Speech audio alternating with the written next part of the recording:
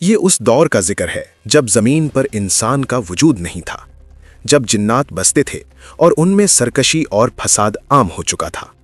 اللہ تعالیٰ نے اپنے حکم سے فرشتوں کو زمین پر بھیجا تاکہ جنات کے فساد کو ختم کیا جائے۔ یہ بات یاد رکھنا ضروری ہے کہ فرشتے نہ تھکتے ہیں نہ کمزور پڑتے ہیں، وہ اللہ کے حکم کے پابند ہوتے ہیں اور ہر حکم کو مکمل طاقت اور اطاعت کے ساتھ پورا کرتے ہیں۔ اسی مرحلے کے بعد ایک جن ایسا نمایاں ہوا جس نے نہ خون بہایا نہ فساد کیا، بلکہ ہر حال میں اللہ کی اطاعت اختیار کی۔ اس جن کا نام تھا عزازیل۔ اللہ کے حکم سے فرشتوں نے عزازیل کو زمین سے اٹھا کر آسمانوں کی طرف لے جانا شروع کیا۔ یہ عزازیل کے لیے عزت بھی تھی اور ایک بہت بڑا امتحان بھی۔ آسمانوں میں پہنچ کر عزازیل نے خود کو مکمل طور پر عبادت کے لیے وقف کر دیا۔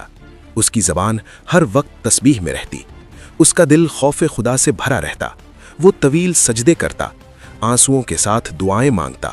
فرشتے اللہ کی تسبیح میں مصروف رہتے اور عزازیل بھی ان کے ساتھ اطاعت اور عبادت میں لگا رہتا۔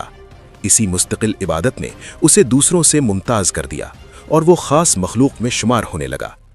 اگرچہ عزازیل جن تھا، مگر اس کی عبادت، علم اور ظاہری عاجزی کی وجہ سے اللہ نے اسے فرشتوں کی مجالس میں جگہ عطا فرمائی۔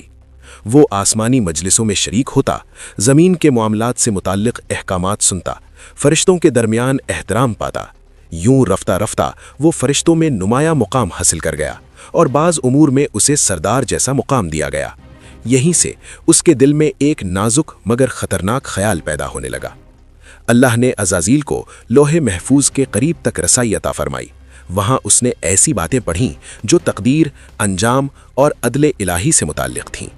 اس نے وہ آیات بھی دیکھیں جن میں غرور اور تکبر کرنے والوں کی ہلاکت کا ذکر تھا۔ وہ ان آیات کو پڑھ کر روتا، سجدے میں گرتا، اللہ سے پناہ مانگتا، لیکن اس کے دل کے کسی کونے میں یہ سوچ بھی پیدا ہو چکی تھی کہ یہ انجام دوسروں کا ہے، میرا نہیں۔ اسی مقام پر عزازیل نے ایک جملہ پڑھا، اعوذ باللہ من الشیطان الرجیم۔ یہ پڑھتے ہی وہ ٹھٹک گیا۔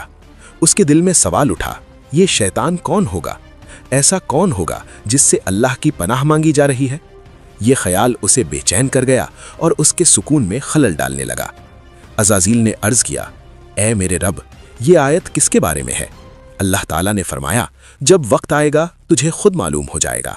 یہ جواب عزازیل کے لیے ایک تنبیہ تھا، مگر اس نے اسے سمجھنے کے بجائے نظر انداز کر دیا۔ پھر اللہ تعالیٰ نے فرمایا، میں زمین میں اپنا ایک خلیفہ بنانے والا ہوں۔ فرشتے خاموش رہے کیونکہ وہ اللہ کے فیصلوں پر سوال نہیں کرتے، مگر عزازیل خوش ہو گیا۔ اس نے دل ہی دل میں کہا، میں سب سے زیادہ عبادت گار ہوں، میں سب سے زیادہ قریب ہوں، خلیفہ میرے سوا کون ہو سکتا ہے؟ یہاں غرور اس کے دل میں جڑ پکڑ چکا تھا۔ اللہ نے حضرت جبرائیل کو زمین سے مٹی لانے کا حکم دیا۔ جب وہ زمین پر پہنچے تو زمین رونے لگی اور فریاد کی، مجھے چھوڑ دو، مجھ سے ایسی مخلوق نہ بناؤ جو نافرمانی کرے۔ حضرت جبرائیل لوٹ آئے۔ پھر حضرت اسرافیل گئے، وہ بھی زمین کی فریاد سن کر واپس آ گئے۔ آخرکار حضرت اسرائیل گئے اور اللہ کے حکم کی تعمیل کرتے ہوئے مختلف جگہوں سے مٹی لے آئے۔ اللہ تعالیٰ نے اس مٹی سے حضرت آدم کا پتلا بنایا۔ یہ ایک جسم تھا جس میں ابھی روح نہیں تھی۔ اس پتلے کو ایک خاص مقام پر رکھا گیا۔ جب فرشتے اس کے پاس سے گزرتے تو اس میں سے کھوکھلی سی آواز آتی۔ فرشتے رک کر دیکھتے اور اس نئی مخلوق پر غور کرتے۔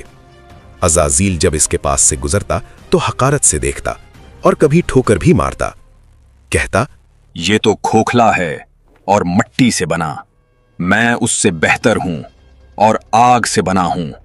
پھر وہ عظیم لمحہ آیا جب اللہ نے حضرت آدم میں روح پھونکی۔ آدم زندہ ہوئے اور اللہ نے انہیں علم عطا فرمایا۔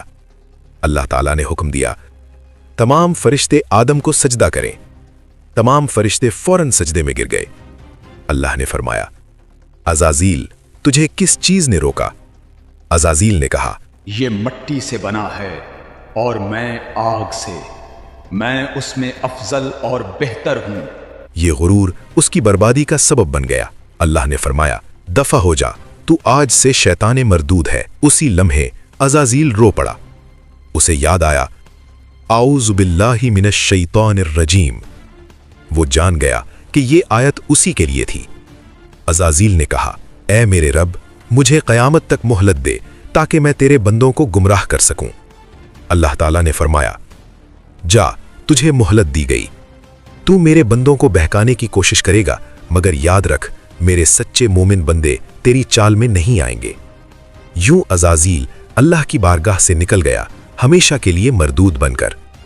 ये कहानी हमें सिखाती है, इबादत अगर गुरूर पैदा करे तो हलाकत है, असल अज़मत इताअत में है। शैतान का सबसे बड़ा जुर्म नाफरमानी और तकब्बुर है।